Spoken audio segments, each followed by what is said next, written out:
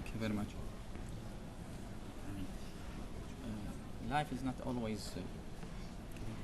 Okay. Life is not always fair. Okay. Sometimes we have to go into the ugly side of the business.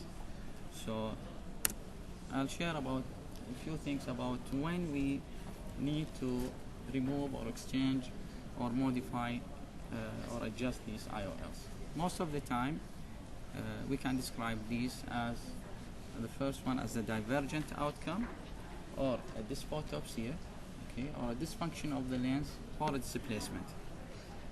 Mostly these things happen when we have a pre-existing ocular comorbidities like glaucoma, high myopia, previous vitrectomy, especially uveitis, pseudoexfoliation. So if we can start with the off-target outcomes, this is a relatively common thing. Okay, most of the time people have an acceptable outcome if they are like about 80% within plus minus 0.5, and in reality, okay, if we go to the research, we see that achievable outcome within this same range is about 90%. It depends on a lot of factors, especially how to choose a formula, how to measure, and the accuracy of your biometers. So I'll share one of the things when you have an extreme cornea. This is a patient who had previous refractive surgery, previous LASIK. The patient states that he had a minus 13 refractive error. The cornea was severely flattened by the effect of the laser. So using the ASCRS calculator, the minimum thing I can input at that time is about 30 diopter for the K readings, while the K reading was even less than this. So I implanted an IOL after consulting many formulas about plus 23 using the form, which is an old one. I think it's a Hover Savini IOL calculation tool. I don't know if there is a new version, but this is an old version. So it came out with around 23. So the implanted IOL gave a refractive error of about minus 4. So at that time we started using the back calculation using a formula by Warren Hill, I think. The IOL implanted now plus 19. So I exchanged the IOL for a plus 19 diopter IOL, and the refractive error came to about only minus 5. So solving some issues of wrong IOL calculations using back calculations, a thick lens form, what's called the thick lens formula, is relatively simple. Sometimes you have not a problem in the cornea, but a problem in the axial length. What happens now with very short eyes, we know that we have to use a proper formula for these cases. But 10 years ago, I did not know. So I used just a normal formula, a normal SRKT, to calculate a highly hypermetropic eye, which is really a non-ophthalmic eye. So it came out for a big back implant with a plus 30 diopter IOL in the back and plus 18 diopter in the sulcus. But the refraction post-operatively came to a surprise. It was only plus 13. So I recalculated things using a correct formula, which is, for me, always I use a Hofer Q formula for these cases. So I exchanged the other IOL, the 3-piece IOL with the maximum one available, which was 30 diopter, and the refraction came down to a plus 3 only. So you have to be careful about which formula you use for the specific length of the eye. Sometimes you have a biometry error, which is commonly due to dry eyes. Most of the time these are very simple and not much, but if you have a lot of errors in the K reading, especially with our patients, you know, the environment, the unhealthy epithelium, Salzman degeneration, all these things will cause a lot of errors in the K readings, and we know that every diopter error in the K reading will result in approximately 1 diopter error for the IOL formula. So you have to also make sure that you correct or you mitigate the improper IOL calculations. Sometimes the patient complains of a positive dysphotopsia. This is a patient who had an eye hans in February 2022. She continued to experience decreased vision and unhappy with her vision, although the vision was 6.9. So I exchanged this IOL with a SA6080, which is probably an older lens technology compared to the iHance, but still the patient was very happy with the vision, and it came down to 6.6 vision.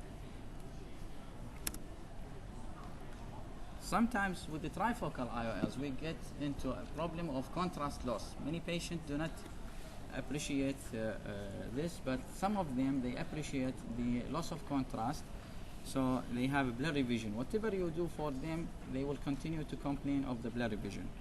Unfortunately, I did YAG laser at that time because I thought that the problem with the PCO. Then the patient is still, after the YAG, he did complain of the loss of contrast. So I exchanged this with the Sulcus 3-piece IOL. Unfortunately, the videos are not working. When you have, of course, when you have an open or breached posterior capsule, you have to be careful about the vitreous loss. Most of the time, you can prevent this by using an ample amount of dispersive viscoelastic to coat the anterior vitreous, so you protect the vitreous from prolapsing, which is a very common complication of the IOL exchange in breached posterior capsules by YAG. And at the same time, sometimes you need to refashion the edges of the YAG capsulotomy. And by the way, I'll show you either. If you have an IOL which is dysfunctioning, most commonly the dysfunctioning is due to gross changes of the IOL, but sometimes these are due to minute changes of certain IOLs. For example, this subsurface nanoglistenings or the glistenings of the Acrisoft material is very commonly seen. Most of the patients after 5 or 10 years, you will see the change in the architecture or the consistency of the optics of these lenses. Many patients do not complain. We are not sure of really the gradual deterioration of the vision over a very long period of time does not permit them to express their change in the vision. But some patients, no, you will have a decrease in vision, like this patient. This is a female. She had the surgery in 2017. 5 years afterwards, she complained of decreased vision, and the vision was really impaired. Whatever we did the OCT, we did every investigation, the vision did not come better than 6.18. So I exchanged this with an iHance IOL with reverse optic capture. Why? Because also YAG capsulotomy was done for this patient. So what we do sometimes, we can implant, if we have a good rexis, well-sized rexis around 5 to 5.5, most of the time you can prolapse the optic of the IOL, a single piece IOL, to be put in front of the rexis, so it's called a reverse optic capture, and the vision came back to 6.6 again. Sometimes we get gross forms of changes of the optic of the IOL, like opacification of the IOL. We have seen a lot of cases, we have done a lot of cases in our hospital, because every hydrophilic IOL is prone for calcification or opacification. So sometimes there are also predisposing factors like presence of diabetes, hypertension, presence of concomitant surgery, for example, DISIC, PPV. Some people, they use air injection after completing their phacosurgery. So many times you will get the opacification after many years. And the exchange of these IOLs, you have to keep in mind, it's relatively simple, but you have to be prepared for all possibilities, including the use of a scaffolding technique. This is very important. If you have an intact posterior capsule, I usually like putting the IOL behind the one to be exchanged, and then you can cut it safely without damaging the posterior capsule. And by this way, I had a patient like 10 years ago. He had the primary surgery. The exchange went very well. We did remove the lens, and we could implant a new lens in the back. Another issue, sometimes you get zonular dialysis, so you have to be prepared also with the CTR. IOL displacement, also an issue, and can be exchanged. IOLs, most of the time, if they are not a 3-piece, can be exchanged the same way. Sometimes, if the complete back and the IOL is dislocated or very subluxated, then the only thing remains is to remove the IOL and implant a secondary one, which depends on the health of the endothelium and the presence of the skills needed, either Ammar, usually I prefer Ammar, intrascleral haptic fixation now, or sometimes a retro-artisan. So remember few things. You have to assess the patient expectations. You have to do very good preoperative testing. This is regarding the IOL exchange surgery. The right IOL should be available for the right job. That's why you need sometimes to prepare many types of IOLs.